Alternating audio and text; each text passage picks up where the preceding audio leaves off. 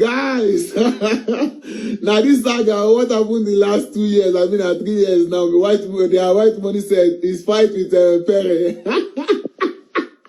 They are going to be acting it in their week 1 wager challenge, the highlight. This wager challenge goes sweet well. I beg. If you never subscribe, make you hit on the subscribe button, make you turn notification bell on, because we will give you all the highlights. As they go, you go to get them for here by the grace of God, small.